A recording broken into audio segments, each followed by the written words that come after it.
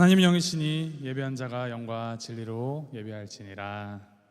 수요 3일 예배 나오신 모든 분들 주님의 이름을 환영합니다. 수요일 저녁이 우리가 한 주를 살아가는데 정말 딱 가운데에 있죠. 이 가운데의 시간을 떼어 드린다라는 것이 그냥 우리 일주일의 삶의 일부분 이렇게 헌신해서 나오는 것이 아니라 이것을 대표로 한 우리 삶 전체를 하나님께 예배로 드린다라는 그 마음가짐으로 예배하는 우리 모두가 되기를 소망합니다.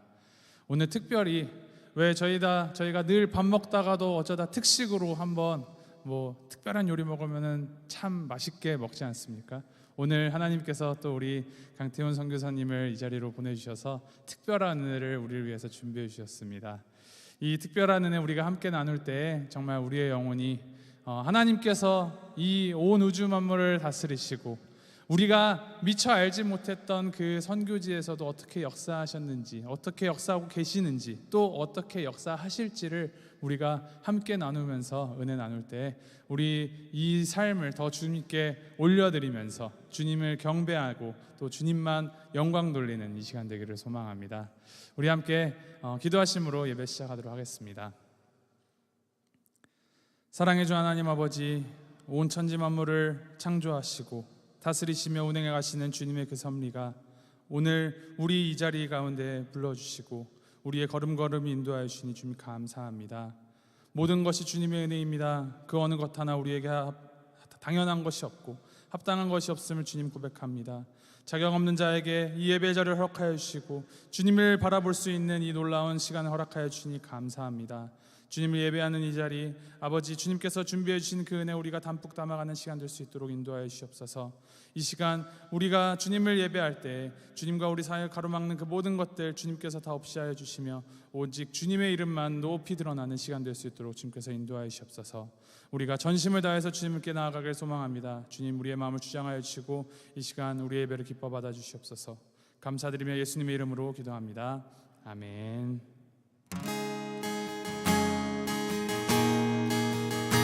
모든 것이 하나님의 은혜입니다. 우리 주님의 그 은혜가 시작됐으면 우리 함께 선포하시면서 찬양하시겠습니다.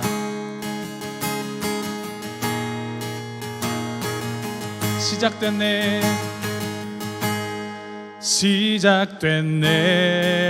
시작됐네. 우리 주님의 능력이 나의 삶을 다스리고 새롭게 하네. 자유하네. 죄와 사망으로부터 나의 삶은 변하고 난 충만하네. 우리 다시 한번 찬양할까요? 시작됐네, 시작됐네. 우리 주님의 능력이 나의 삶을 다스리고 새롭게 하네. 자유하네, 자유하네. 죄와 사망으로부터 나의 삶은 변하고 난 충만하네. 은혜로다, 은혜로다. 주의 은혜 한량없는 주의 은혜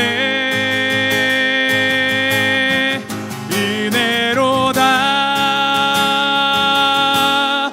주의 은혜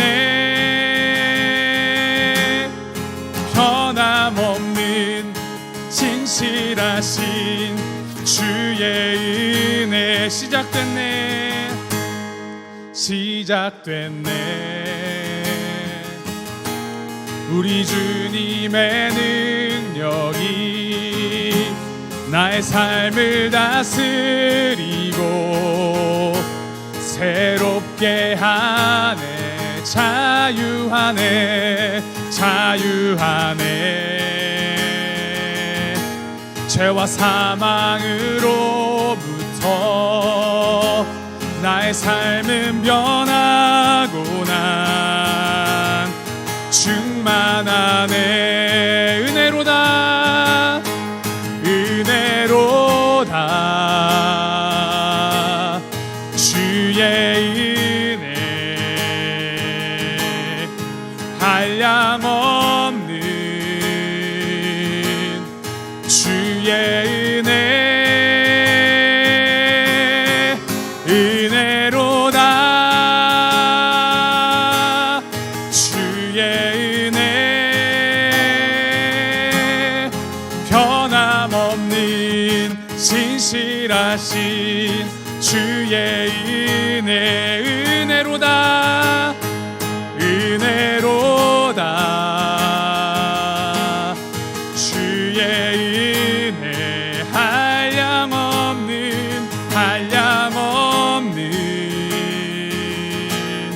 주의 은혜 은혜로다 은혜로다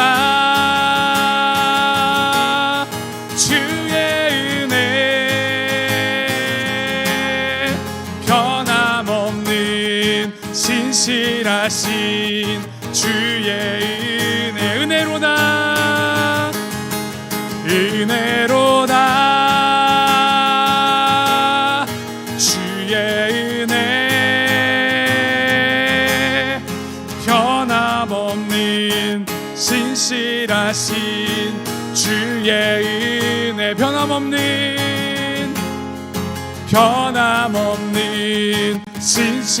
신실하신 주의 은혜 변함없는 신실하신 주의 은혜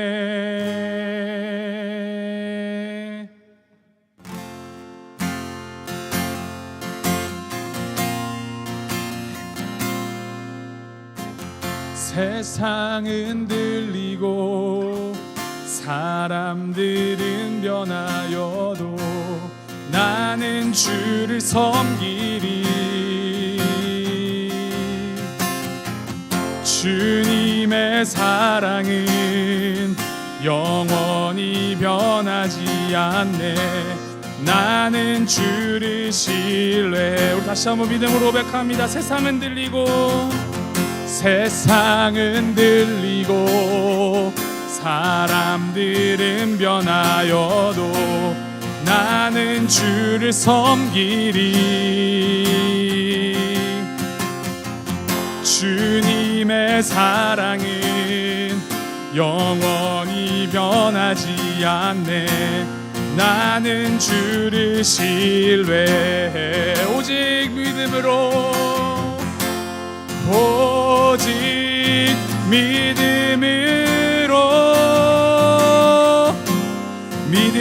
내가 살리라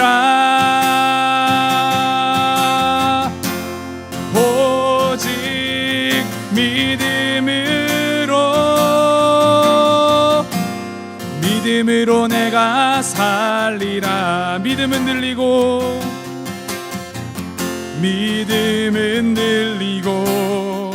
사람들 주를 떠나도 나는 주를 섬기리 주님의 나라는 영원히 쇠하지 않네 나는 주를 신뢰해 오직 믿음으로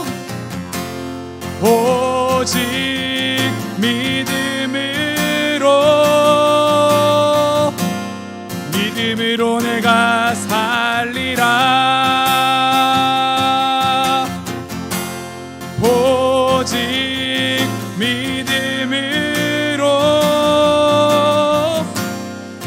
믿음으로 내가 살리라 오직 의인은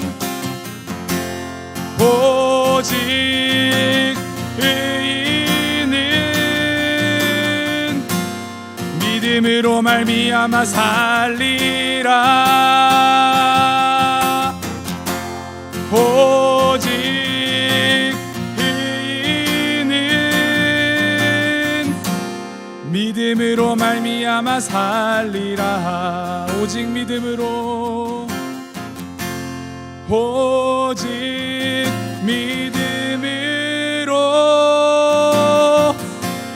믿음으로 내가 살리라. 오직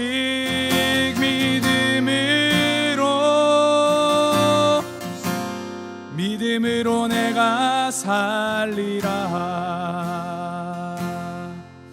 오직 믿음으로 내가 살리라. 오직 의인은 믿음으로 말미암아 살리라.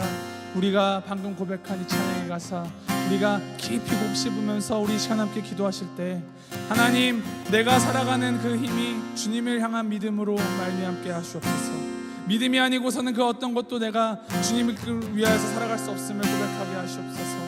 주님, 오직 의인은 믿음으로 말미암아 살리라 하신 그 주님의 말씀 의지하여서 내가 날마다 주님을 향한 믿음으로, 우리의 주변이 흔들리고 세상이 나를 흔들게 할지라도 오직 주님을 향한 믿음 굳건하게 하여서 그 믿음으로 주님께 날마다 더 나아가는 우리가 될 수 있도록 주님께서 인도하여 주시옵소서.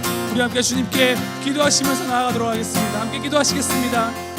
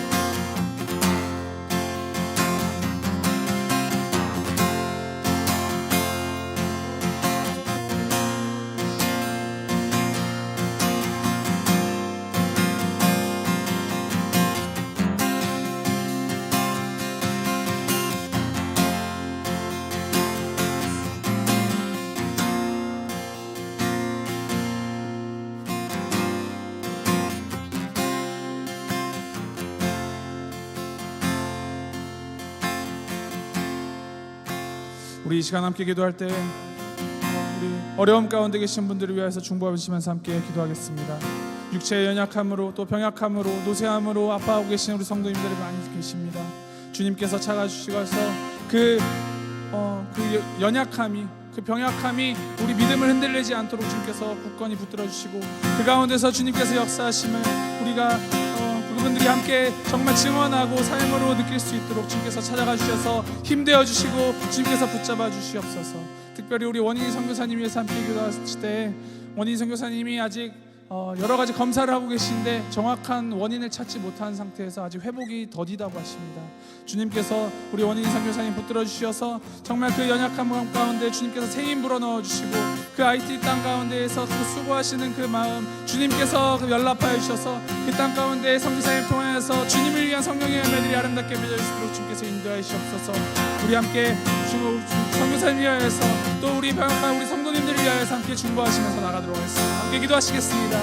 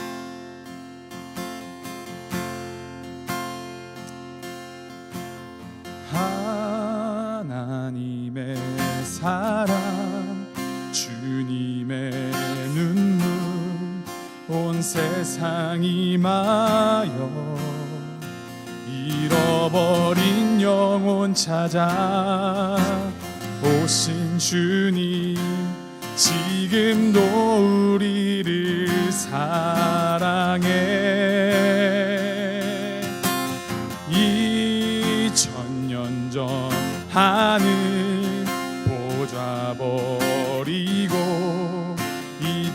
땅에 오신 주 하나님 어린 양 되사 생명 주며 이를 증거하라 하시네. 나는 믿네, 나는 믿네, 거저받은 귀한 사랑 그 누가 대신하리요.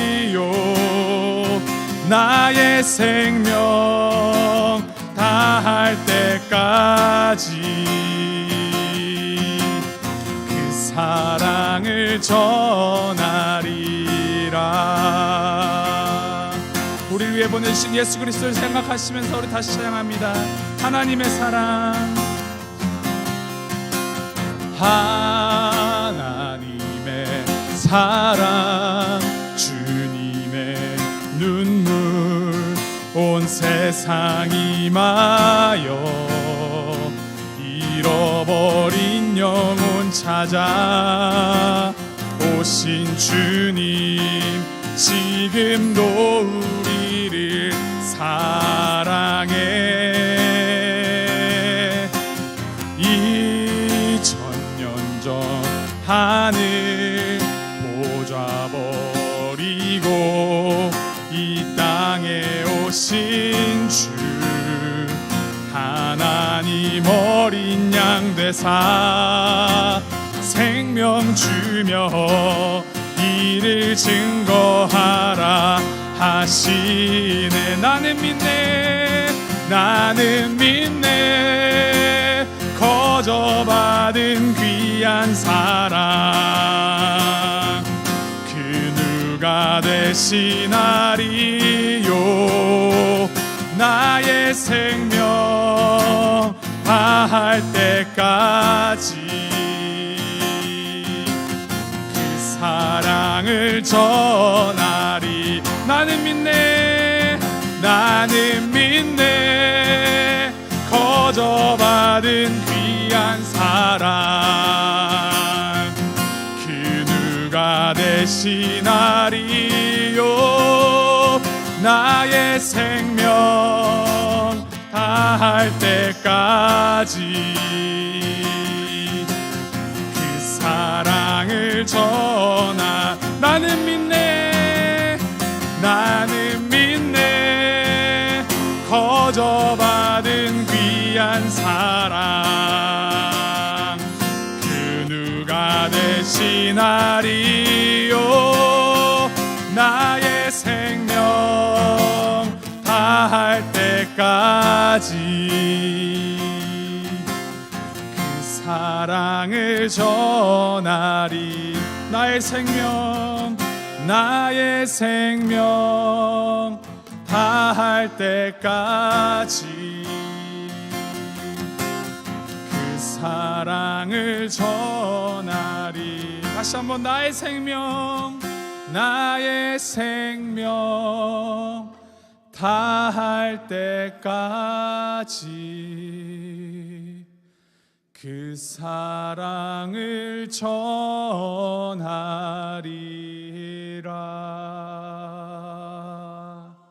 그렇습니다. 우리가 주님의 이름을 전하는 것, 우리가 선교하고 전도하는 것은 선교사님들이 하시는 일을 우리가 그냥 도와드리는 것이 아니라 우리가 함께하는 선교사가 되어 우리가 함께 선교하는 것입니다.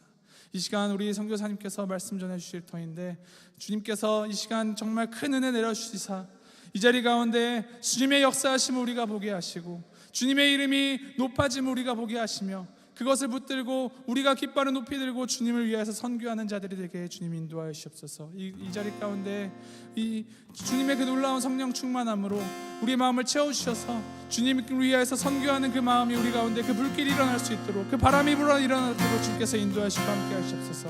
우리 말씀 전하시는 권사님을 위하여서 또 듣는 우리들 마음 가운데 주님의 성령 충만함을 구하시면서 우리 함께 기도하시면서 나아가도록 하겠습니다. 함께 기도하시겠습니다.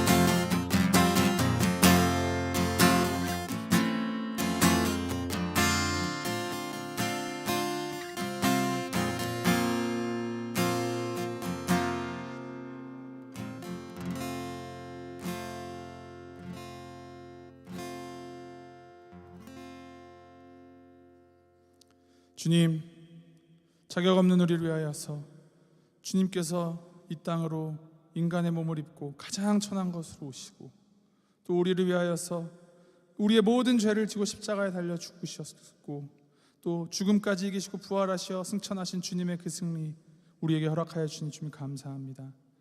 주님, 주님의 그 승리 가운데 우리를 동참하게 하여 주니 주님 감사합니다. 아버지 하나님, 우리가 주님의 이름을 들고 주님의 이름을 전하는 것이 아버지 우리가 특별한 자들의 어떤 것이 아니라 주님을 믿는 모든 자들이 믿음으로 말미암아 해야 되는 당연한 사명임을 우리가 받아들이면서 우리의 삶 가운데에서 또 우리가 힘 닿는 데까지 주님의 이름을 전하는 선교의 선교사가 될 수 있도록 내가 선교사임을 다시 한번 되새기며 나아가는 이 시간 될 수 있도록 주님께서 인도하여 주옵소서.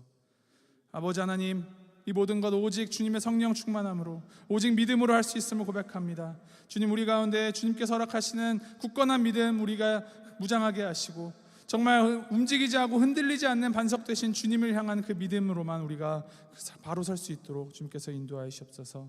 이 시간 우리 선교사님을 보내주셔서 감사합니다. 특별한 말씀을 전해주시게 하시니 감사합니다.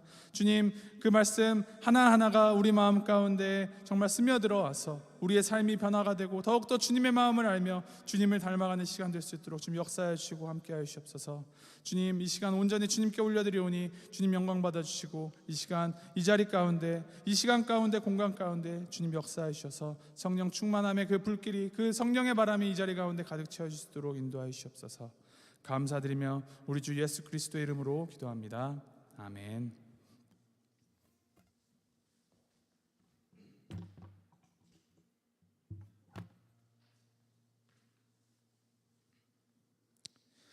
하나님의 말씀 함께 보겠습니다. 하나님의 말씀 룻기 1장 16절 한 절 말씀입니다. 우리 성경 룻기 1장 16절 말씀 우리 한 목소리로 함께 봉독하도록 하겠습니다. 함께 읽겠습니다. 시작. 룻이 이르되 내게 어머니를 떠나며 어머니를 따르지 말고 돌아가라 강건하지 마옵소서. 어머니께서 가시는 곳에 나도 가고 어머니께서 머무시는 곳에서 나도 머물겠나이다. 어머니의 백성이 나의 백성이 되고 어머니의 하나님이 나의 하나님이 되시리니. 아멘. 네, 오늘 이 시간 우리 이스라엘 팔레스타인 지역에서 지금 33년간 선교하고 계신 우리 강태훈 선교사님께서 우리 교회를 방문해 주셔서 말씀 전해 주십니다. 우리 선교사님 나오실 때 우리 할렐루야로 선교사님 환영하시면서 귀한 은혜 받는 시간 되기를 기도합니다. 우리 선교사님 올라와 주시고 우리 함께 올라와 주시면 감사하겠습니다. 우리 함께 선교사님 올라오실 때 할렐루야로 환영하겠습니다.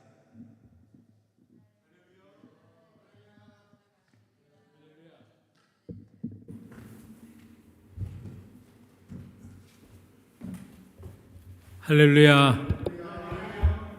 우리 볼티모어 장로교회 오늘 3일밤 예배 우리 하나님께 예배하기 위해서 참석하신 귀한 성도들 주님의 이름으로 사랑합니다.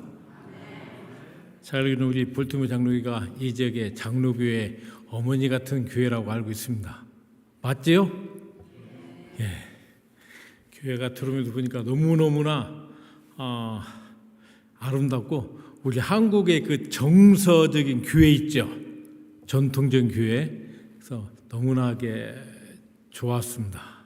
오늘 이 밤에 하나님께서 우리들에게 하늘의 은혜로 함께 해주실 수 있습니다. 제가 알기로는 많은 선교 사람들이 이곳을 오셨고 선교 현장에서 말씀하셨고 또 교회가 많이 선교 사람들을 이렇게 위해서 기도하고 후원한 줄 알고 있습니다. 많은 선교사님 오시지만 저는 베들레헴에서 살고 있는 선교사입니다. 예. 자, 무슨 이야기냐? 다윗이 놀던 동네에서 살고 있다는 이야기입니다. 놀랍죠?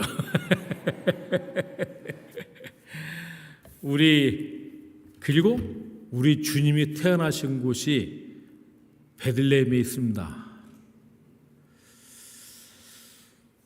오늘 읽은 이 본문의 말씀은 우리에게 대단히 중요한 하나님의 놀라운 역사를 우리들에게 말씀해 주고 계십니다. 지금 베들레헴은 이스라엘에 속한 도시가 아니라 팔레스타인 자치정부에 속한 도시라는 겁니다. 차츰 제가 말씀을 드리겠지만 이 베들레헴은 3000년 전에 유대인들이 살던 마을이었습니다. 유대인에 살던 이 마을에 룻이라는 모압 이방 여인이 이민 와서 그 베들레헴 유대인들, 자, 유대인들에 대해서 좀 알고 계세요? 미국에도 유대인들이 많이 살죠? 겪어보니까 유대인들이 어떻던가요? 만만치가 않죠. 쉬운 민족이 아니에요. 그래서 모세도 바울도 스스로가 유대인들에서 목이 곧은 백성이라고 그랬습니다. 목이 곧은 이 유대인 사회에 모압 여인이 이민 와서 시어머니 나오미를 따라서 그 속에 살면서 시작된 이야기입니다. 오늘 룻이 한 이야기, 어머님의 백성이 나의 백성이 되고 어머님의 하나님이 나의 하나님이 되겠다고는 이 룻의 이 고백은 단순한 고백이 아니라 그 고백을 하나님께서 받으시고 룻이라는 이방 여인을 하나님의 구속의 역사의 일꾼으로 사용하셨다는 것입니다. 룻은 최선을 다했을 뿐입니다. 자기가 한 말에 대한 책임을 지고 시어머니 나오미를 정말 정성껏 한결같은 마음으로 봉양했고, 그리고 나오미 시어머니가 믿는 하나님을, 나의 하나님을 믿고 변치 않는 신앙인으로 그가 살았기 때문에 룻기 2장 11절에 보면은 룻에 대한 소문이 목이 곧은 백성들이 있던 베들레헴 사회에서, 유대인 사회에서 좋은 소문이 나게 되었다는 사실들을 알아야 됩니다. 사랑하는 여러분, 여러분도 이민자로서 이 땅에서 산다는 것이 그렇게 간단하지 않을 겁니다. 그렇죠? 대답해 보세요. 저도 87년도에 호주에 유학 가서 이게 쉽지 않은 생활들을 저도 지냈었어요. 이게 쉽지 않아요. 그러나 이민자로서의 룻이 유대인 사회에 들어가서 그가 시어머니와 하나님 앞에 했던 그 고백을 지키기 위해서 성경에는 나오지 않지만은 얼마나 피눈물나는 노력을 했을까 우리가 상상할 수가 있습니다. 권사님, 그렇죠? 유대인 동네에 돌아가서 혼자 사시면서 쉬웠어요? 네? 그렇습니다. 그 룻을 하나님께서 사용하셔서 다윗의 가문을 이루게 하시고 그 다윗의 가문에서 예수 그리스도를 탄생케 하는 놀라운 역사를 우리는 이 룻기를 통해서 보고 있습니다. 사랑하는 여러분, 우리들은 쉽게 맹세하고 쉽게 약속을 합니다. 그러다가 또 상황과 형편에 따라서 그 약속을 헌신짝처럼 우리는 버리는 경우가 참으로 많습니다. 하나님의 구원의 은혜가 감격스러워서 내가 내 평생 주님을 위하여서 헌신하고 충성하겠다고 맹세해 놓고도 변하는 게 우리들의 자신입니다. 저도 그렇습니다. 인간이기 때문에. 그러나 오늘 룻을 통해서 우리가 이 밤에 다시 한번 우리의 신앙을 하나님 앞에 결단하고 자신을 돌아보는 그런 시간들이 돼야 됩니다. 여러분, 이 하나님의 성회에 들어가지 못하는 두 민족이 있었습니다. 신명기에 보면은 바로 모압과 암몬 족속입니다. 그 하나님이 그렇게 싫어했던 그 이방 여인이 베들레헴 유대인 사회에 들어가서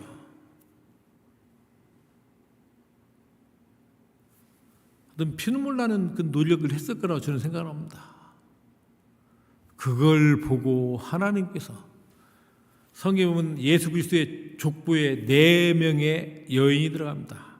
그 중에 룻이 들어갑니다. 어떻게 보면 이방 여인의 이름으로 성경에 이름이 쓰여진 건 룻기가 유일합니다. 놀랍지 않습니까? 룻이 다윗의 가문을 이루기라고 누가 생각했겠습니까? 그러나 우리가 최선을 다하여 하나님 앞에 한결같은 마음으로 변치 않는 신앙으로 나아갈 때에 하나님께서 룻이라는 이방 여인을 들어 사용하십니다. 오늘 룻도 이민자였고 여러분도 고국을 떠나 이 땅에 사는 이민자로서의 우리가 같은 동명상진의 마음이 있으리라 믿습니다. 사랑하는 여러분, 여러분도 룻처럼 사용되어서 하나님의 구속의 역사에 쓰임받는 귀한 하나님의 일꾼들이 되시기를 주님의 이름으로 축원합니다. 아멘. 네. 베들레헴에 대한 그 오해와 팔레스타인에 대한 잘못된 생각들이 있습니다. 저는 그 한국 사람으로서 제1호 팔레스타인 선교사입니다. 그 첫 번째 선교사라는 그런 부담감이 솔직히 있습니다. 왜 하나님께서 저를 그 많고 많은 선교지 중에 팔레스타인으로 보내셨을까? 처음에는 그냥 아무것도 몰랐죠. 왜 저를 팔레스타인으로 보냈을까? 제가 90년도 5월 1일 날 아내와 둘이 가방 2개 딸랑 들고 팔레스타인에 떨어졌습니다. 사실 이 선교사람들이 선교지 나가기 전에 다 선교지에 대한 연구도 하고 자료도 많고 그러고 가잖아요. 저희는 누가 팔레스타인에서 이야기 준 사람도 없고 알 수 있는 방법이 없었어요. 그리고 언론에 나오는 팔레스타인은 맨날 싸우고 테러나 쌓고 그런 사람으로만 인식이 되었고 또 우리 한국교회가 알고 있는 팔레스타인에 대한 오해는 구약 성경에 나오는 블레셋의 후손인 줄 알고 있어요. 그러다 보니까 팔레스타인은 선교지라는 생각이 없어요. 여러분도 팔레스타인 선교지라고 생각해 본 적 있으세요? 솔직히 이야기해 보세요. 없었죠? 솔직히 이야기 보란 게요. 이스라엘은 그래도 선교지라고 생각을 하고 기도하는데 팔레스타인은 선교지라고 생각하는 분들이 없어요.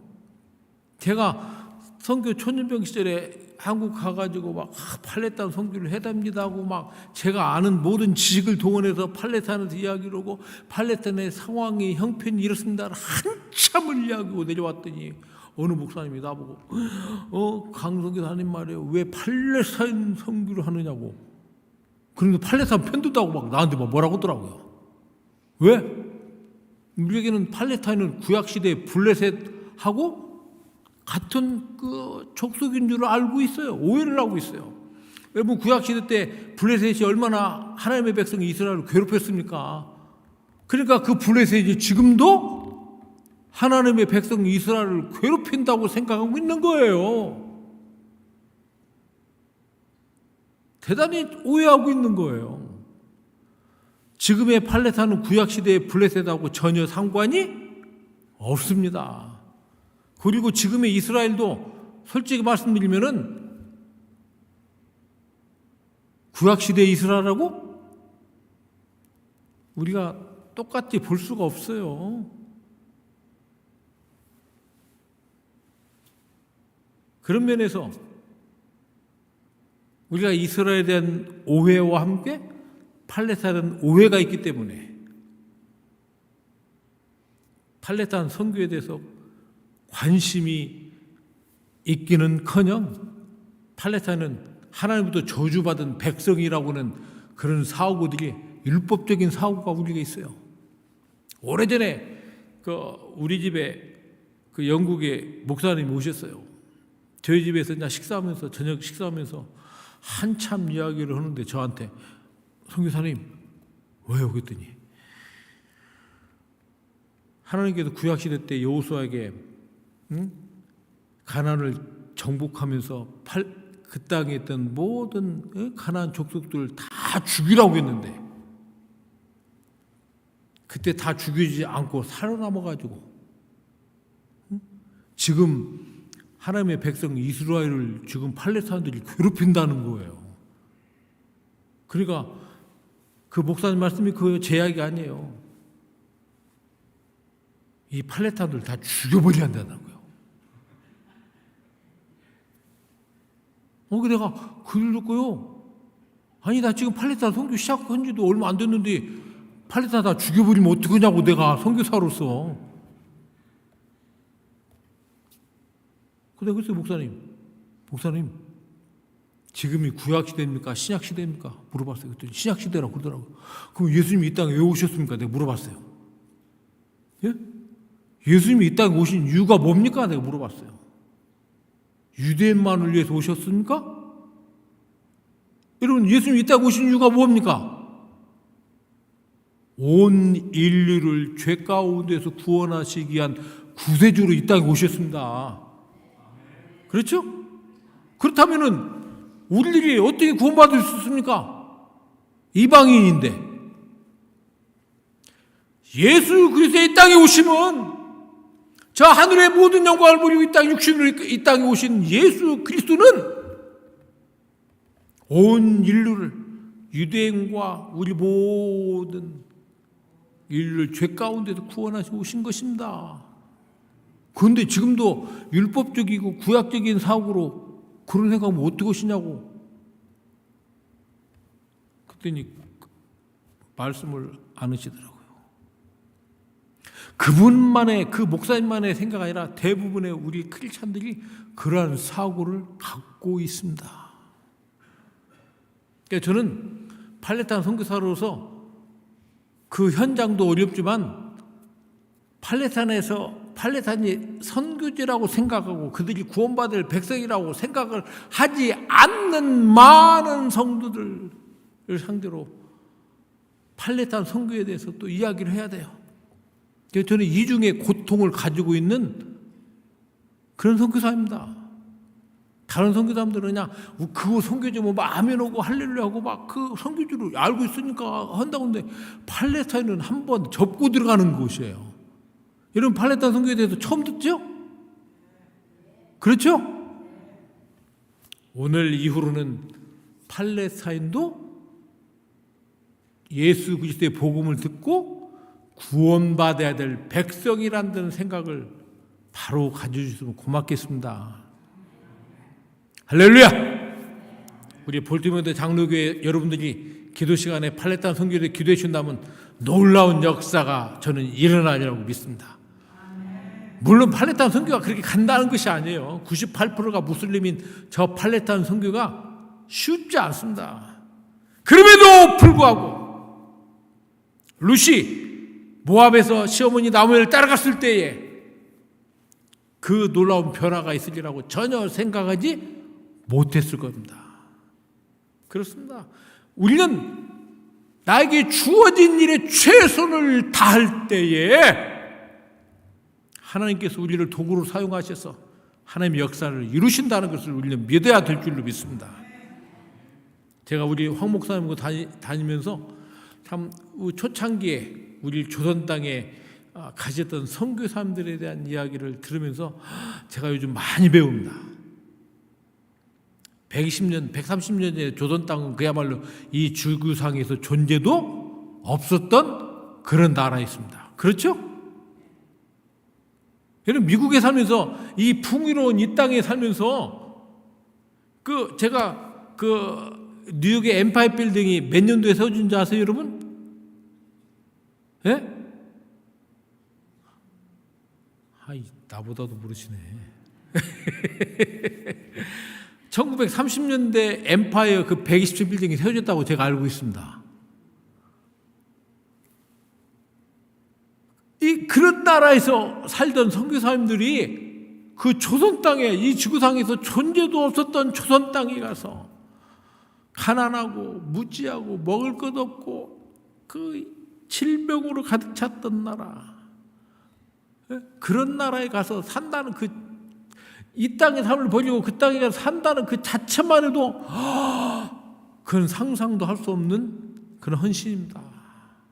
그렇죠? 저는 제가 선교사가 되어서 보니까 조선 땅에 갔던 선교사님들이, 이 땅에도 갔던 그 선교사님들이 얼마나 참 위대한 존재인가를 저는 다시 깨닫습니다. 그 선교사님들이 그 열악한 환경 속에 들어가서 오로지 복음을 가지고 주의 명령 따라 갔던 그들의 헌신이 있었기 때문에 지금의 대한민국이 있다고 저는 믿습니다. 그렇죠? 우리는 정말 감사해야 됩니다. 모든 걸 버리고 자기를 헌신해서 조선 땅에 복음을 전했던 그 고귀한 선교사님들의 헌신과 희생이 있었기 때문에 지금의 대한민국이 있다는 걸 우리가 결코 잊지 않아야 될 거라고 생각합니다. 그럼에도 불구하고 그들이 살아갔던 그 현실은 만만치 않았습니다. 그래서 선교사님들이 조선 땅은 희망이 없다고는 선교 편지를 썼어요. 저는 그 마음을 이해를 해요. 지금 내가 팔레스타인 땅에 살면서 어떤 때는 그 높은 벽 앞에서, 그럼에도 불구하고 하나님께서 저를 그 땅에 보내주신 뜻을 찾기 위해서 저는 기도하고 있고, 제가 어떤 역할을 해야 될 것인가 기도하면서 하나님의 뜻을 묻고 있습니다. 저는 선교 현장에서 훈련받으면서 팔레스타인 선교사로 지금도 되어야 하는 과정 속에 있는 선교사입니다. 여러분 91년도에 그 걸프 전쟁에 대해 아실 겁니다. 여러분 텔레비전으로 다 보셨죠? 네? 저는 91년도 걸프 전쟁과 2003년도에 이라크 전쟁을 현장에서 온몸으로 겪었습니다. 특별히 91년도 전쟁은 저에게 팔레스타인 선교사로서 제 자신을 하나님께 내어 맡기고 훈련하는, 하나님을 신뢰하는 그런 전쟁이었습니다. 전쟁 난다고 하니까 다 철수하고, 그리고 이스라엘 정부가 이라크에서 케미칼 미사일 쏜다고 다 방독면 안 들고 집에 있는 창문마다 다 비닐을 테이프로 하고 전쟁 준비를 했습니다. 정말 분위기가 심란했어요. 전쟁 난다고. 그런데 저희도 이제 전쟁 준비를 하면서 파송한 교회가 연락을 기다리는데 연락이 안 와요. 그래서 전쟁을 맞이한 겁니다. 저는 지금도 기억나는데 그 부시 대통령이 그 이라크를 공격한다고 그 날을 기다리면서 방독면 옆에다 놓고 기다렸어요. 그러다가 잠이 들었습니다.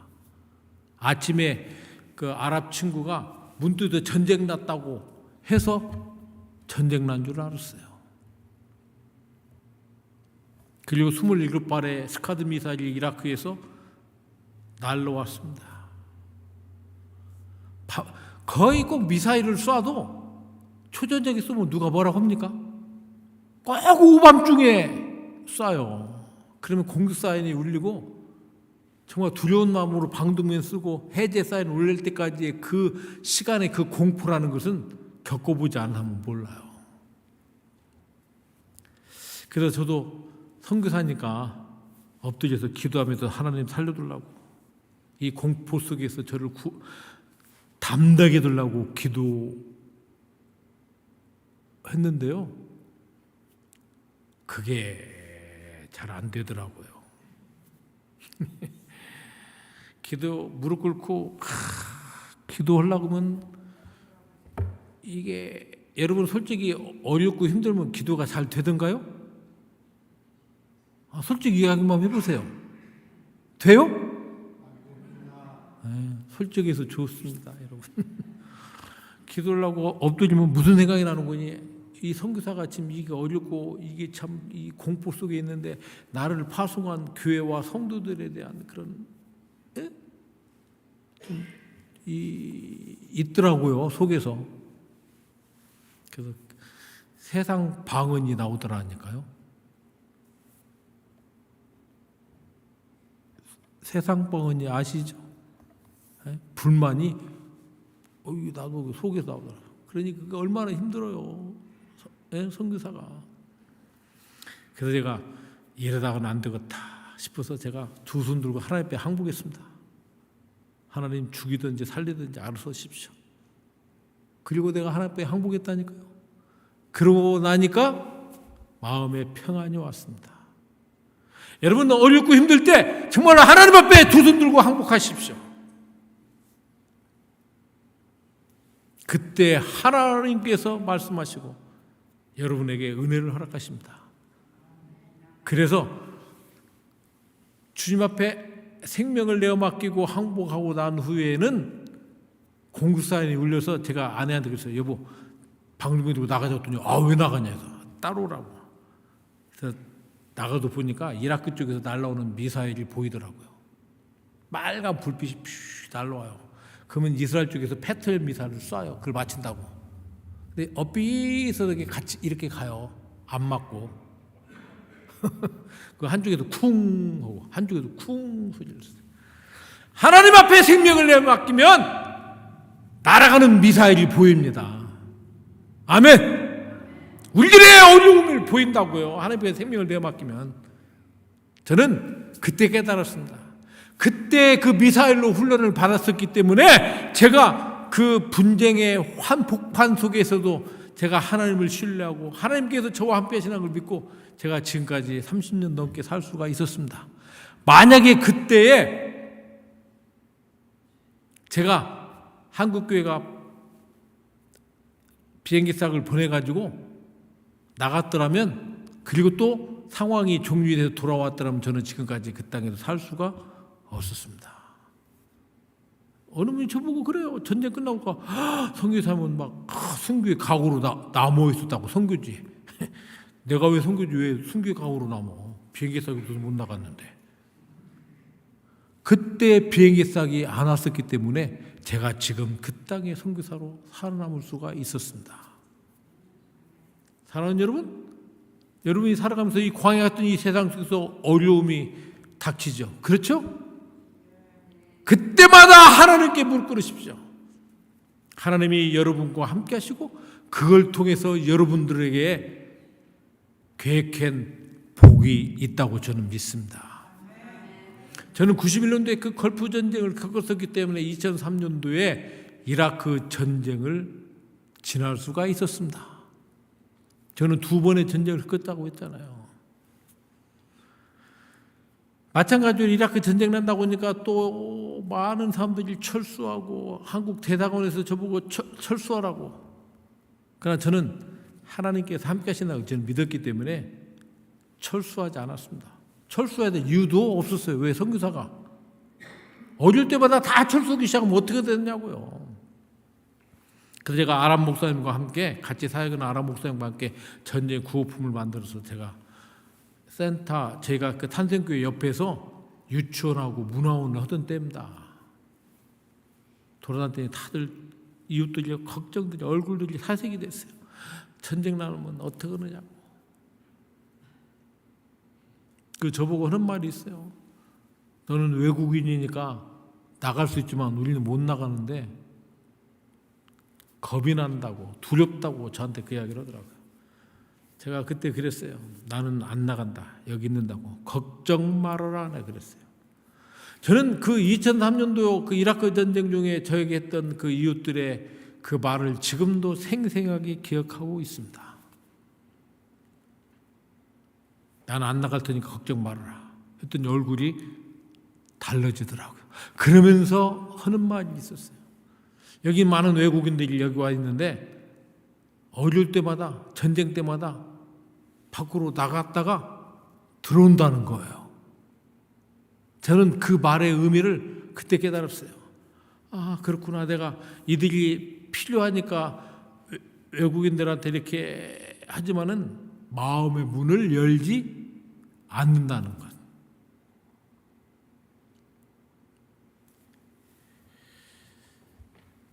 그리고 이라크 전쟁이 났고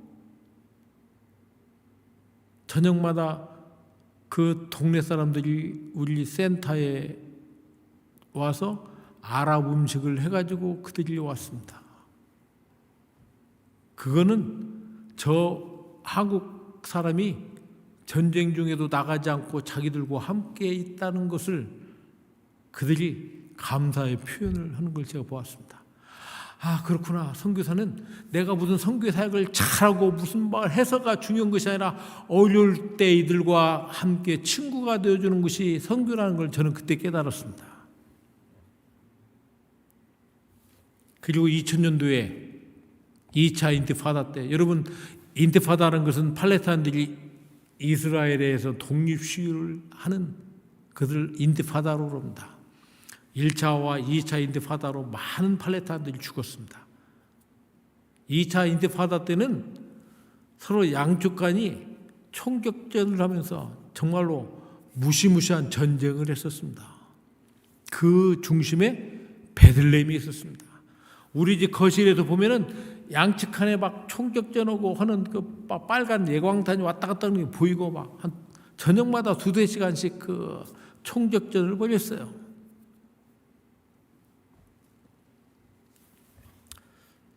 쉽지 않은 그런 상황 속이었습니다. 그때는 정말로 베들레헴에 사는 외국인들이 다 철수했어요. 한국 사람에서 저하고 미국의 선교사 2가정만 남았었어요. 외국인은요. 아침마다 되면은 한국 대사관에 대사가 저한테 전화가 왔어요. 여러분 그 김대중 정부 때 여기 그 한국 대사로 왔던 이태식 대사 아세요? 그분이 그때 이스라엘 대사였어요. 저한테 매일 아침마다 전화해가지고 선교사님 철수하라고 나한테 맨날 그랬어요. 그때마다 제가 한 이야기가 있어요. 그분한테 내가 대사관 소속이 아니고 내가 한국교회 선교부 소속이니까 대사관의 명령을 따르는 것이 아니고 나는 선교부에 따라서다.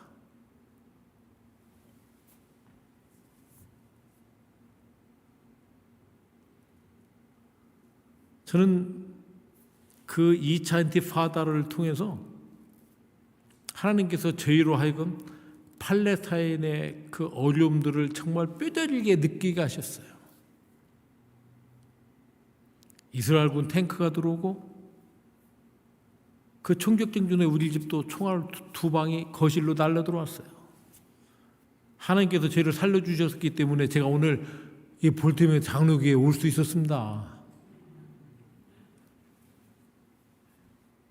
한밤중에 완전 무장한 이스라엘 군인들이 우리 집에 들어와서 수색하고 헬기 수송 미사일이 우리 옆집 맞아서 다 날아가고 탱크가 한 대가 아니에요. 여러 대가 같이 다니면서 베들레헴을 순찰하고 돌아오면 아무도 못 나가고 몇 달을 그런 갇힌 생활을 했습니다.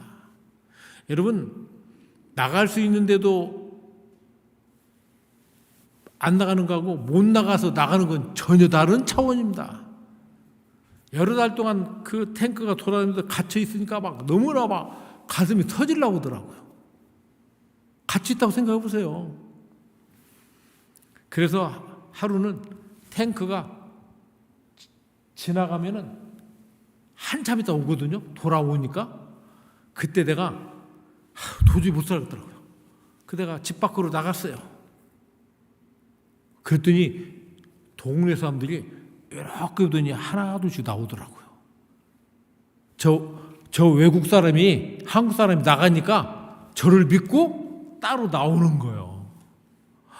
그래서 같이 막 반갑다고 인사하고 막 그러더라고요. 내가 그때 깨달은 게 있습니다. 우리가 그 어려운 상황에서도 나가지 않냐고 우리를 바라보는 팔레스타인들이 있다는 걸 저는 이웃들이 있다는 걸 그때 깨달았어요. 그래서 뭐 반갑고 인사를 하고 그러면서 내가 그 어려운 가운데서도 나가지 않냐고 이들 속에 살고 있다는 것을 저들이 다 보는 거예요.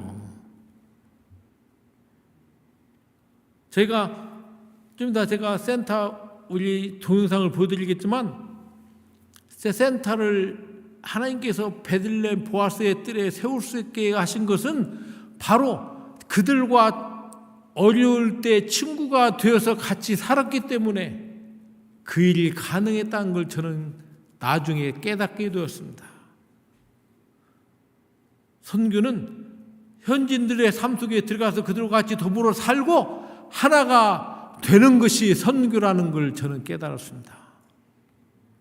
우리 120년, 30년 전에 조선 땅에 오셨던 그 선교 사람들이 그 어려운 가운데서도 조선인들 속에 들어가서 그들과 하나가 되었고 그들과 더불어 살았기 때문에 선교가 이루어졌던 것처럼 저는 그 선교 사람들에 비하면 아무것도 아니지만 그 어려운 속에서 팔레스타인 속에 들어가서 그들과 함께 들어가서 살았기 때문에 그들이 저를 친구로 받아들여줬기 때문에 제가 팔레스타인 선교사로 지금까지 살아남을 수 있다고 저는 믿습니다. 제가 팔레스타인에 들어가니까 팔레스타인 사람들이 저한테 그러더라고요. 너 왜 이 팔레스타인에 들어와 사느냐고. 그런데 헛말이 있어요. 너 혹시 이스라엘 정부가 보낸 첩자가 아니냐고 물어보더라고요. 저는 그 말의 의미를 뭔지를 몰랐어요. 나중에 알고 보니까 외국인으로서 첩자로 들어온 외국인들이 있었더라고요. 그럼도 한 이야기가 있어요. 너 조심하라고. 언제 어떻게 될지 모른다고. 그 다음부터는 제가 정말로 밖에만 나가면 이 뒤통수가 항상 혹시나 누가 이렇게 해코지할 줄 모르고 정말 제가 그런 시간들을 보냈어요. 그런데 그러한 전쟁과 인티파다를 통해서 저들이 저를 친구로 인정하기 시작했고 그래서 그 속에서 지금까지 살아남을 수가 있다는 겁니다.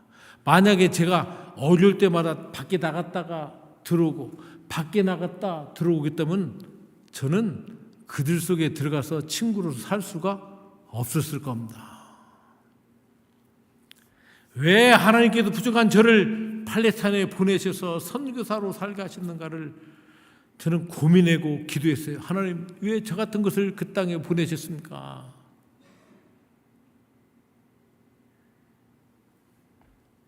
여러분, 복음이 시작된 곳이 어디입니까? 우리 예수님이 태어나시고 사역한 곳이 그 땅 아닙니까? 그런데 이 지구상에서 가장 복음의 황무지가 되어버린 땅이 바로 그 땅입니다. 예수님을 가장 믿지 않고 배척하는 동네가 그 동네입니다. 다시 말씀드리려면 주님께서 말씀하신 마지막 땅끝은 바로 그 땅이라는 겁니다. 북한보다도 복음화율이 가장 낮은 땅이 그 땅이에요. 많은 분들이 그 땅은 막 홀리랜드 막 성지라고 생각해서 오시지만 예수님과 가장 거리가 먼 동네가 그 동네입니다. 여러분 지금 6월달 미국의 프라임 그 달이라고 해서 막 동성애하고 그러잖아요. 지구상에서 가장 동성애 축제를 크게 하는 나라가 어느 나라인 줄 아십니까? 이스라엘이에요. 내가 이야기하면 사람들이 다 놀래요.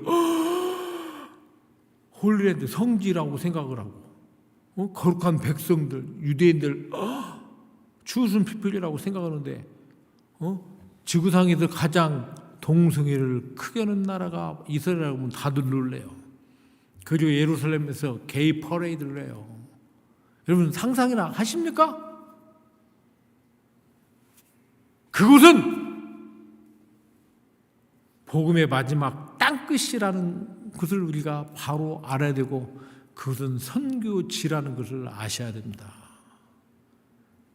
그래서 하나님께서 복음이 시작됐음에도 불구하고 복음의 마지막 땅끝이 되어버린 저 땅을 향하여 이제 이방교회인 우리 한국교회를 루처럼 사용하셔서 그 땅에 복음을, 역사를 이루기 위해서 저는 우리 한국교회를 택하셨다고 저는 믿습니다.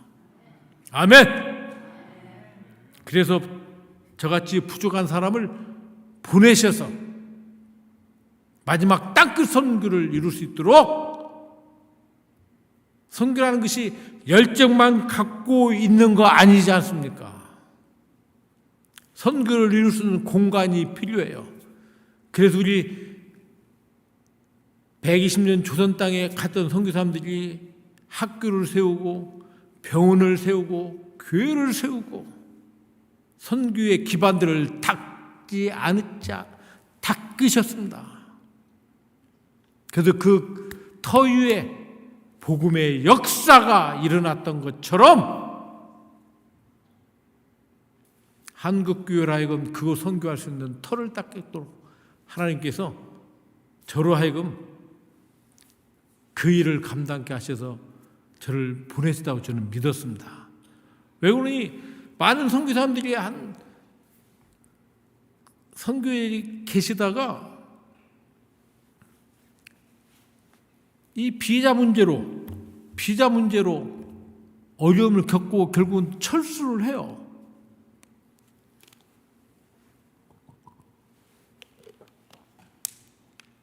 그러다 보니까 선교사님이 선교 사역을 할 만하면 비자 문제나 여러 가지로 철수를 하고, 그 선교사님이 떠나시면 또 이게 다른 선교사 모셔도 그 일을 하고, 다람쥐 쳇바퀴 돌기만 하듯이 선교에 대한 어떤 그 시스템이 구축이 되질 않아요. 왜? 공간이 없으니까.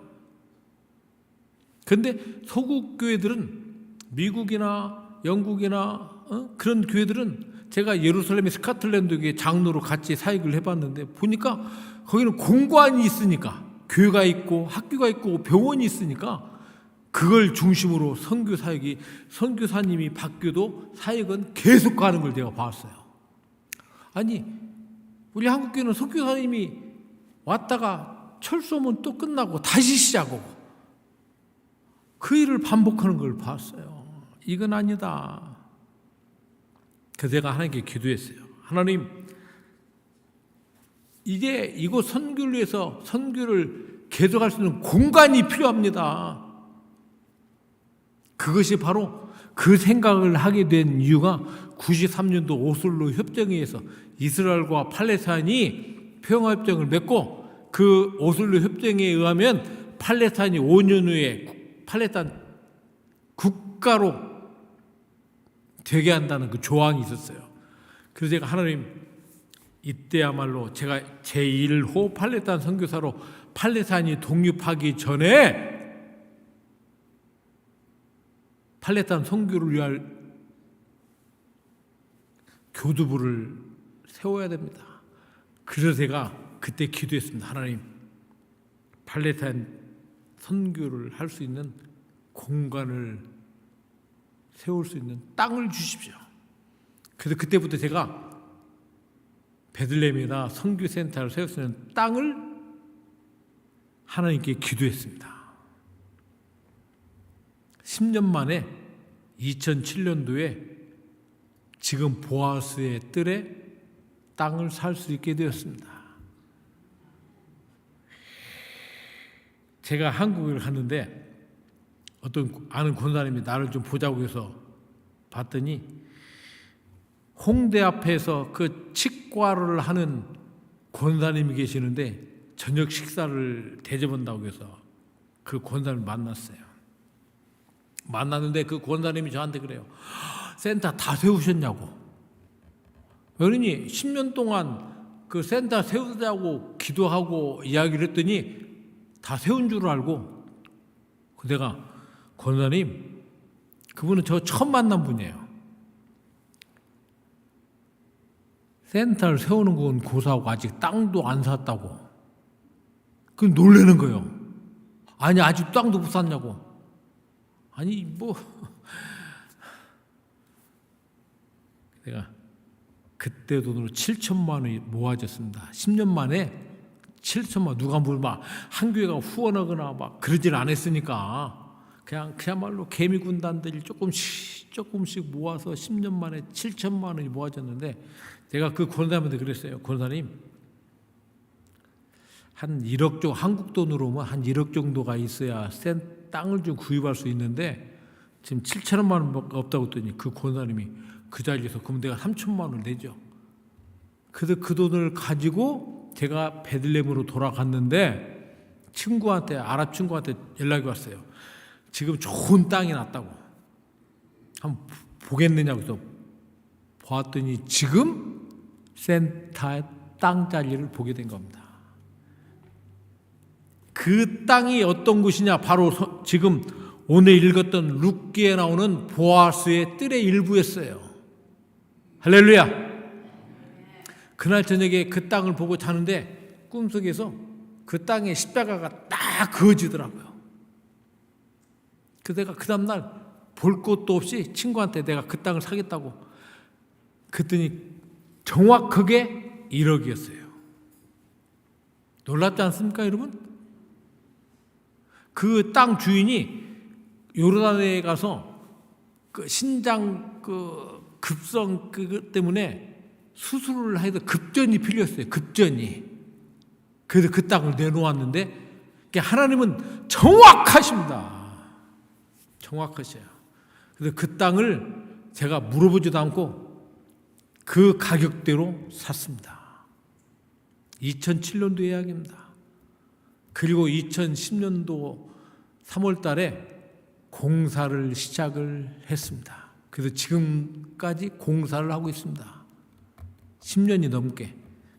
물론 이제 거의 이제 끝났습니다. 거의 끝났지만 정말로 우리 센터는 과부의 두랫돈 같이 헌금한 귀한 하나님의 백성들을 통해서 센터가 세워지고 있습니다. 시간이 많이 지났지만 저도 여기 오느라고 비행기 값을 많이 들였으니까 조금만 더 하도록 하겠습니다. 허락이요?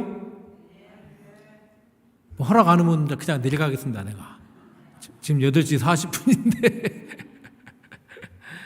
제가 꼭 그 한 분의 이야기를 제가 하고 싶습니다. 저는 뭐 센터를 세울 때 파송교회가 없었어요. 10년간 파송교회가 없었습니다. 저희 후원조차도 정말 어려웠어요. 사는 것도 어려웠는데 센터 공사를 한다는 게 말이나 됩니까, 그게? 무슨 뭐 선교 건축위원이 있는 것도 아니고 그냥 하나님 은혜로 시작을 했어요. 제가 상주에 그 교회를 갔습니다. 저는 그 교회를 알도 몰랐어요. 제 처남 그 목사의 아는 친구라고 해서 그냥 그 교회를 가서 설교를 했어요.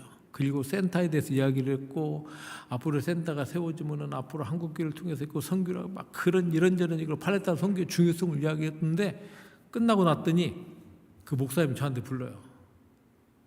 선교사님 왜요? 그랬더니 우리 성도님 중에 한 분이 헌금한다는 거예요.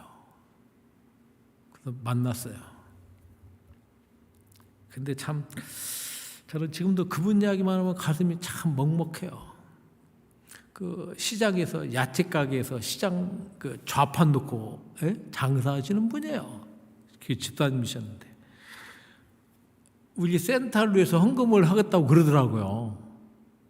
그래서 2천만 원을 헌금한다는 거예요. 2천만 원을. 여러분 적은 돈이 아니에요. 자기 딸내미 결혼 자금하고 자기 아들 대학 등록금이라는 거예요. 근데 그걸 헌금한다고 우리 센터 건축헌금을 내겠다는 거예요. 내가 그들 두고 놀라가지고요. 그 목사님한테 그랬어요. 목사님, 아무리 센터 짓는 게 급해도 나 이 헌금 못 받습니다. 받을 수 없습니다. 어떻게 이런 헌금을 받습니까? 그거 내가 거절하고 왔어요.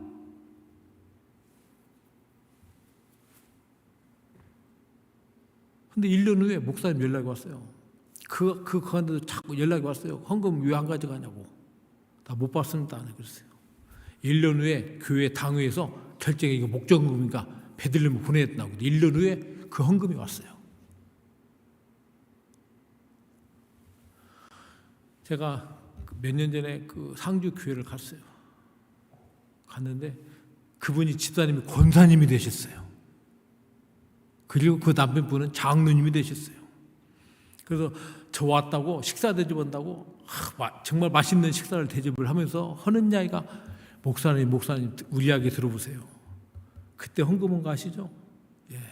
나는 그때 이제 고난 됐지만 그 집사님만 생각하면 나는 그때 막 정말로 하나님 앞에 가슴이 멍했다고.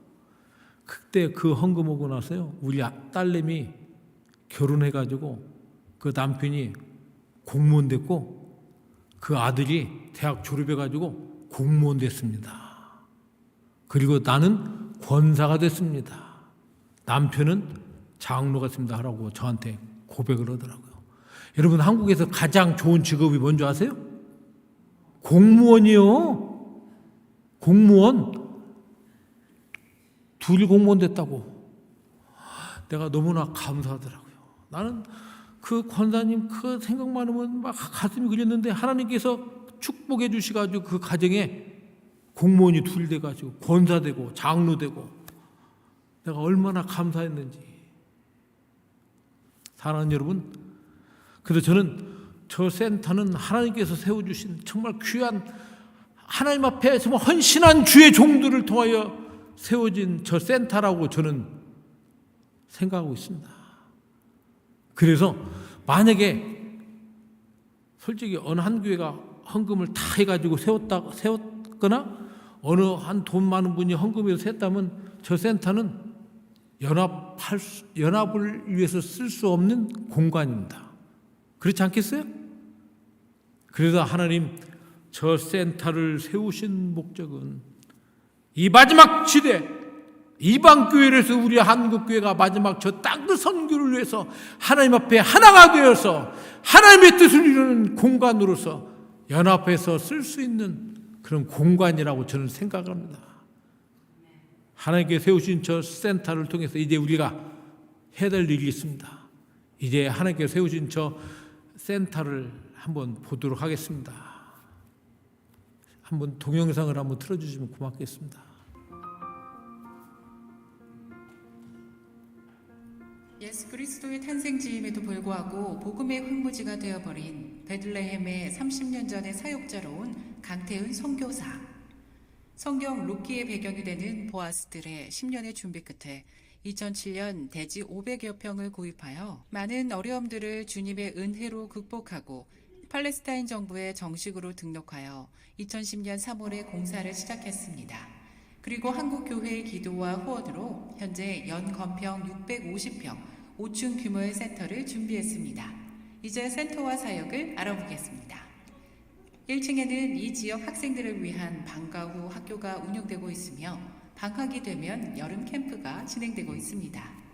또 태권도 교실은 현지인들의 인기 속에서 활발하게 진행되고 있습니다. 2층에는 정부 공인 유치원이 현지인 선생님들과 함께 운영되고 있습니다. 또한 2층에 베들레헴 선교 한의원을 개설하여 질병으로 고생하는 환자들을 치료하고 있습니다. 3층에는 다목적 강당이 있고요. 예배도 드리고 지역 주민들과 함께하는 특별한 문화 행사나 공연도 이루어지고 있습니다. 제2강당은 전시회나 세미나를 개최할 수 있도록 충분한 공간이 준비되어 있습니다. 4층에는 성지를 순례하는 성도님과 단기 선교와 봉사 활동을 하시는 분들이 편히 사용할 수 있도록 약 50여 명을 수용할 수 있는 수준 있는 숙소가 잘 마련되어 있습니다. 5층에는 커피를 마시며 야경과 함께 할 수 있는 기도실 겸 친교실이 준비되어 있습니다. 전 세계 어느 곳에 계시든지 여러분들을 성소의 땅, 예수님께서 탄생하신 베들레헴 보아스의 뜰로 초청합니다. 내 집처럼 생각하시고 편안히 다녀가실 수 있도록 늘 준비하고 있겠습니다. 중동 땅의 유뚝선 선교센터를 통해 한국 교회의 사명인 땅끝까지 선교의 꿈이 이루어지게 기도합니다. 고맙습니다. 아멘. 할렐루야. 여러분, 베들레헴 보아스의 뜰에 하나님께서 한국교회를 통하여 저 귀한 선교의 공간을 세우셨다는 것은 이 마지막 시대에 우리 한국교회가 해야 될 사명이 있다는 것을 보여주는 증거라고 저는 믿습니다. 루시 이민자로 와서 하나님의 구속의 역사에 귀한 사역자로 쓰임받았던 것처럼 이제 우리 볼티모어 장로교회 사랑하는 성도님들이 이민자로 이 땅에 미국에 살면서 하나님 앞에 루처럼 귀하게 쓰임받고 누시받은 축복을 여러분이 받아서 루처럼 쓰임받는 귀한 역사가 있기를 바랍니다. 제가 이곳에 와서 하는 이야기가 있습니다. 여러분이 태평양을 건너서 미국에 와서 아메리칸 드림을 이뤘다면 이제는 태평양을 건너서 하나님의 꿈을 이루는 귀한 루츠과 같은 귀한 믿음의 식구들이 되기를 주님으로 축원합니다. 이제 우리 센터에서 귀한 사역들을 감당하고 있습니다. 아까는 다 동영상 보았지만 우리 센터를 통해서 우리가 광야학교를 하고 있습니다. 여러분들이 한번 믿는 자로서 예수님이 걸었던 그 땅을 걸어보기를 원하시는 분들이 많을 겁니다. 기존의 어떤 그런 성지순례 개념이 아니라 하나님의 역사가 있던 그 땅을 우리가 본인이 직접 걷고 체험하고 느끼고 경험하는 그런 우리가 순례의 프로그램을 가지고 있습니다.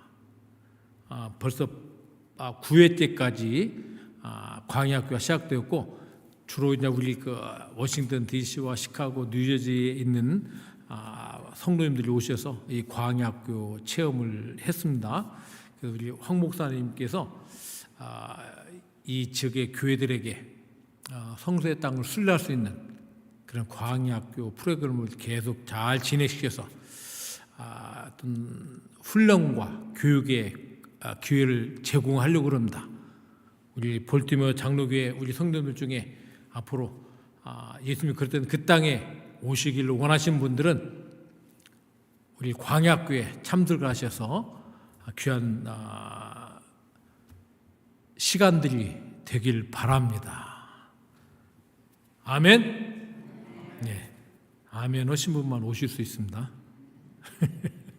그리고 우리가 이제 그 청소년 비전 스쿨을 미래 세대를 훈련시켜야 되겠다. 그래서 우리 한인들 청년들 중에서 이 미국을 변화시키고 세계 선교를 이루는 귀한 일꾼들이 훈련시켜야 되겠다는 생각을 가지고 있고요. 마지막으로 목회자 선교사들 영성 훈련을 위해서 우리 센터가 귀하게 쓰여지기를 바라고 있습니다. 여러분, 기도 중에 베들레헴 보아스에 띄어진 저 센터가 하나님이 원하는 귀한 공간으로 사용되어질 수 있도록 기도해 주시고 또 저희가 신실하게 그 사명을 감당하도록 기도해 주길 바랍니다. 우리가 같이 한 목소리로 좀 기도하길 바랍니다. 한 2, 3분 정도 저 베들레헴 센터가 하나님의 뜻을 이루는 귀한 공간이 될 수 있도록 선교의 공간에 대해서 기도해 주시고, 두 번째는 저희를 위해서 기도해 주시기 바랍니다. 사실은 제가 비자 때문에 굉장히 좀 어려운 가운데 있습니다. 이번에 종교 비자로 바꾸려고 하는데 종교 비자를 잘 받아서 사역지로 속히 돌아갈 수 있도록 이러면 기도해 주기를 부탁드립니다. 이 두 가지 기도 제목을 가지고 한 2, 3분 정도 우리가 한 목소리로 기도했으면 좋겠습니다. 주여 한번 하고 기도하도록 하겠습니다. 주여! 사랑하는 충만하신 아버지 하나님 감사합니다.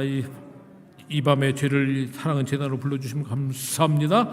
아버지 하나님, 죄들을 통하여 하나님의 역사가 있게 하시고 아버지 하나님 도와주시기를 원합니다.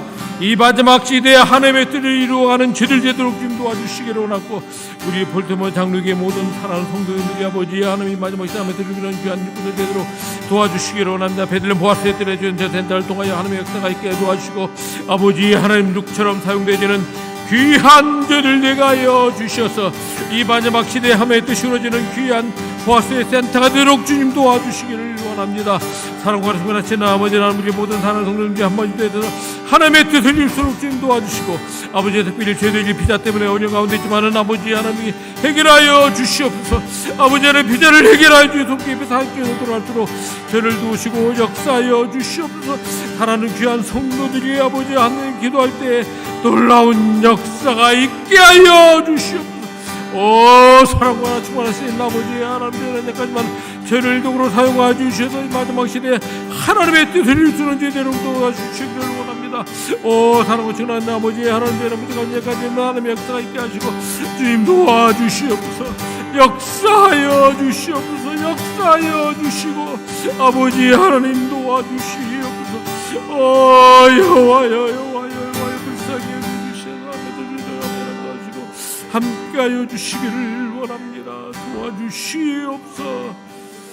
믿습니다. 제대로 응답하여 주시옵소서. 믿습니다. 사랑하시는 내 아버지 하나님, 저희를 사랑하여 주시고 저희들에게 영원한 생명을 허락하신 하나님 감사합니다. 구원받은 백성으로서 하나님의 뜻을 이루어가는 저희들 대하여 주시옵소서. 사랑은 재단을 이곳에 세워주시고 지금까지 역사하신 내 아버지 하나님, 하나님의 뜻을 이루어가는 귀한 믿음의 공동체로 축복하여 주시옵소서. 오늘 3일 밤 예배에 참석한 귀한 주의 백성들에게 은혜를 베풀어 주시고 저들의 가정과 자녀들과 하시는 모든 일에 축복하여 주시옵소서. 베들레헴 보아스에 뜰에 세워진 센터를 통하여 하나님의 역사가 있게 하시고 하나님의 뜻을 이루어가는 귀한 공간이 되도록 축복하여 주시옵소서. 저를 비자 문제를 속히 해결하여 주셔서 속히 사역지로 돌아갈 수 있도록 도와주시옵소서. 감사하고 부정한 주인 예수님의 이름으로 기도하였습니다. 아멘. 우리 받은 말씀 은혜 기억하시면서 우리 함께 찬양하실 때 하나님의 진리 등대 우리 함께 찬양하시겠습니다.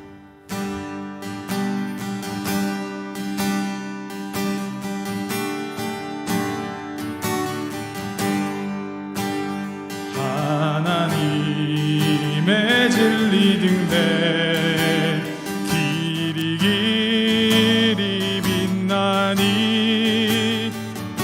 우리들도 등대되어 주의 사랑 비추세. 우리 작은 불을 켜서 험한 바다 비추세. 물에 빠져 헤매느니 건져내어 살리세. 죄의 밤은 깊어가고 성난 물결 설렌다. 우리 불빛 없는 가고 찾는 물이 많구나. 우리 작은 불을 켜서 험한 바다 비추세. 물에 빠져 헤매느니 건져내어 살리세. 너의 등불도 두어라. 거친 바다 비춰라. 빛을 찾아 헤매느니 생명선에 건져라. 우리 작은 불을 켜서 험한 바다 비추세. 물에 빠져 헤매느니 건져내어 살리세.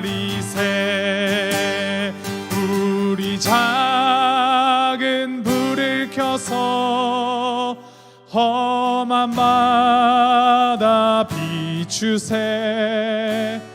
물에 빠져 헤매는 이 건져내어 살리세. 우리 선교사님 올라오셔서 축도하심으로 예배 마치도록 하겠습니다.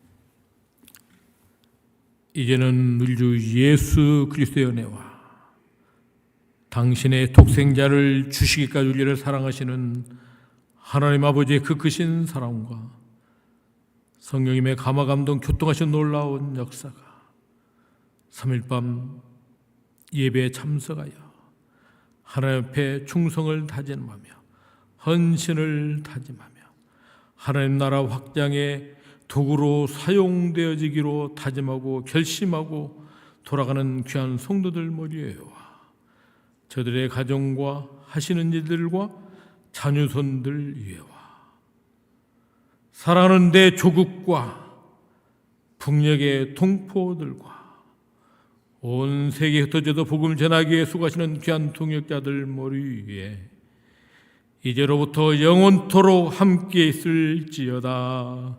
아멘.